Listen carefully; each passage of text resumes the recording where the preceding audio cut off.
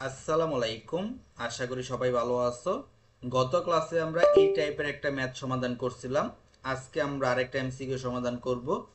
তো দেখো এখানে কি বলা হয়েছে, প্রদত্ত বর্তনীতে 3 ওহম রোধের মধ্য দিয়ে প্রবাহিত তড়িৎ প্রবাহ কত। এই কোশ্চেনটা কিন্তু তোমাদের মাস্টার প্রশ্ন ব্যাংকে আছে, ভার্সিটি যারা প্রিপারেশন নিতেছো তারা জানো। তো এটা হলো আমাদের 3 ওহম রোধ। এই 3 ওহম রোধ দিয়ে কি পরিমাণ কারেন্ট প্রবাহিত হবে এটা আমাদের বের করতে হবে। তো ফার্স্টে তোমরা সবাই জানো যে আমরা প্রথম যে কাজটা করি, I equal to E by R. এখানে ই হলো তড়িৎ চালক শক্তি, যেটা দেওয়া আছে 10 ভোল্ট। আর আর হলো কি তুল্য রোধ, যেটা আমাদের দেওয়া নাই, এটা আমাদের বের করতে হবে। তো ফার্স্টে আমাদের কাজ থাকে সবসময় বর্তনীর মূল প্রবাহটা বের করা। বর্তনীর মূল প্রবাহটা বের করতে পারলে আমরা পরে প্রত্যেকটা লাইন দিয়ে কি পরিমাণ তড়িৎ প্রবাহিত হচ্ছে সেটা আমরা কিন্তু সহজেই বের করতে পারি। তো এখন দেখো আমরা কি করতে পারি। এইখানে আমাদের তুল্যরোধ বের করতে হবে। তো এইটা কিভাবে সমাধান করে, এটা কিন্তু দেখে বোঝা যায় না যে সমান্তরাল আছে নাকি সিরিজে আছে, এটা কিন্তু সহজে বোঝা যায় না। তো এর জন্য আমাদের বিন্দু নির্ধারণ পদ্ধতিতে এটা সমাধান করতে হয়। তো বিন্দু নির্ধারণ পদ্ধতিটা কেমন তোমাদের যদি এখানে একটু সংক্ষেপে দেখাই। এটা মনে করো এ, মনে করো এইখানে এভাবে যাচ্ছে, এভাবে এভাবে এভাবে, আর এইটা মনে করো এভাবে যাচ্ছে, এভাবে এভাবে এভাবে। এখানে মনে করো আরেকটা রোধ। একটু জিনিসটা বুঝো যে এইখানে আছে এ পয়েন্ট, এইখানেও কিন্তু পয়েন্টটা হবে এ। কারণ কি, কারণ এ আর এই পয়েন্ট, এই দুইটা পয়েন্ট, এই দুইটা পয়েন্টের মাঝখানে কোনো রোধ নাই, তাহলে পয়েন্ট দুইটা কিন্তু সেম হবে। এরপর নিচের দিকে দেখো, এখানে হবে এ, এই পয়েন্টে হবে এ, এই পয়েন্টে হবে এ, এই পয়েন্টে হবে এ। কেন এমন হয়েছে, কারণ এর মাঝখানে কোনো রোধ নাই।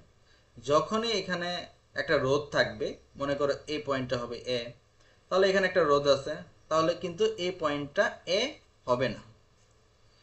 যখন একটা রোধ থাকবে পয়েন্টটা কিন্তু তখন আর সেম হবে না, তখন এখানে আমরা কিন্তু পয়েন্টটা চেঞ্জ করতে হবে। তাহলে পয়েন্টটা আমরা মনে করো বি দিব।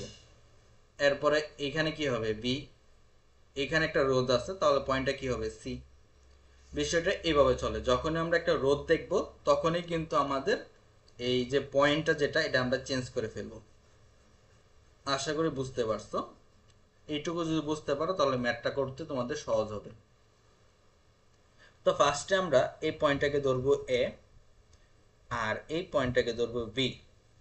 তো এখান দিয়ে কারেন্টটা যাবে, কারেন্টটা যদি এখান দিয়ে যায়, এখানে আসার পরে কিন্তু দুইটা লাইন পাবে, একটা যাবে সোজা আর একটা হলো একটু উপর দিক দিয়ে যাবে।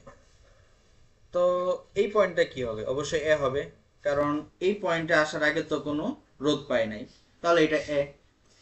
এই পয়েন্টটা হবে কি এ, এখানে একটা রোধ আছে, তাহলে পয়েন্টটা কিন্তু চেঞ্জ হয়ে যাবে। তাহলে আমরা পয়েন্ট ধরলাম সি, কারণ বি অলরেডি ধরছি। আচ্ছা, এইটা এইভাবে নিচের দিকে যখন আসবে তখন এই পয়েন্টটা হবে সি। ঠিক আছে, ঠিক আছে। এরপর দেখো, এই যে এ পয়েন্ট যেটা আমি ধরছিলাম, এটা তো উপর দিকে যাচ্ছে, নিচের দিকেও তো একটা যাচ্ছে কারেন্ট। কারেন্ট তো এখানে আসে দুই ভাগ হয়েছে, এক ভাগ যাচ্ছে উপরের দিকে, এই যে এই দিকে যাচ্ছে, একটা ভাগ যাচ্ছে উপরের দিকে, আরেকটা ভাগ যাবে নিচের দিকে, এই যে এই লাইনে। তো যখন নিচের লাইনে যাবে তখন দেখবে একটা রোধ আছে, রোধ থাকলে এই পয়েন্টটা চেঞ্জ হয়ে যাবে। তাহলে এর পরিবর্তে আমরা এখানে লিখবো টি। শেষ, আমাদের কাজ শেষ। এখন বিন্দুগুলো এখানে বসাবো, বসায় খালি জাস্ট রোধগুলো বসাই দিলে আমাদের অঙ্কটা হয়ে যাবে।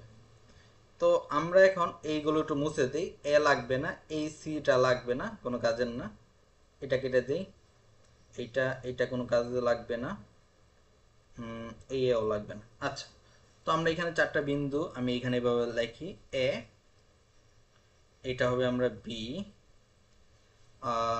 এটা আমরা লিখতে পারি সি, এটা আমরা লিখতে পারি ডি। এইটা আমি আমার সুবিধার্থে লিখছি, তোমরা চাইলে অন্যভাবে লিখতে পারো, যেভাবে ইচ্ছা বসাইতে পারো। আচ্ছা, তো ফার্স্ট যে রোধটা আছে, দেখো এখানে একটা রোধ আছে ফার্স্টে, 2 ওহম রোধ। এই 2 ওহম রোধটা এ বিন্দু আর ডি বিন্দু যেটা, এই দুইটার মাঝখানে পড়ছে। তাহলে এই 2 ওহম রোধটা কার মাঝখানে? এ আর ডি এর মাঝখানে।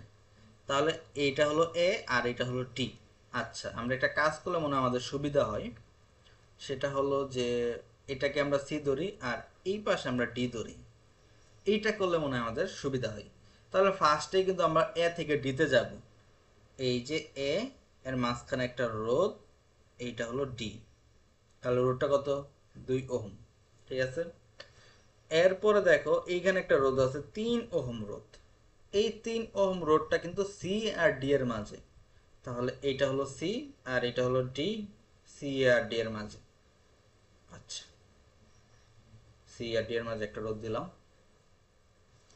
এরপরে দেখো এই যে 2 ওহম রোধ, এই 2 ওহম রোধটা কার মাঝে? সি আর বি এর মাঝে। তাহলে এই যে সি আর এই যে বি এর মাঝে হলো 2 ওহম রোধ। এরপরে দেখো এই যে 1 ওহম রোধ উপরের, এই 1 ওহম রোধটা কার কার মাঝে? দেখো এই যে 1 ওহম রোধটা কার মাঝে? এ আর সি এর মাঝে। তাহলে এ আর সি কোনটা? এই যে এটা, এইভাবে হয়ে গেছে। আচ্ছা, এরপরে আরেকটা রোধ আছে এখানে 4 ওহম রোধ। এই 4 ওহম রোধটা কার মাঝে? দেখো এই যে বি আর ডি, বি আর ডি, বি আর ডি এর মাঝে 4 ওহম রোধ। এইটা এই এইটা হলো আমাদের সার্কিট। তো ওই সার্কিটের তুলনায় এই সার্কিটটা একটু তুলনামূলকভাবে সহজ আছে। এ আর সি এর মাঝে রোধটা কত? 1। আর এইটা কত? সি আর ডি কত? সি আর ডি কোথায়? এটা হলো 3 ওহম। তো এই সার্কিট দেখে তোমাদের একটা জিনিস কি কমন পড়তেছে? তোমরা তো সবাই আহ, উম, আশা করি তোমরা এই জিনিসটার সাথে আগে পরিচিত হয়েছো সবাই, এই সার্কিটটার সাথে।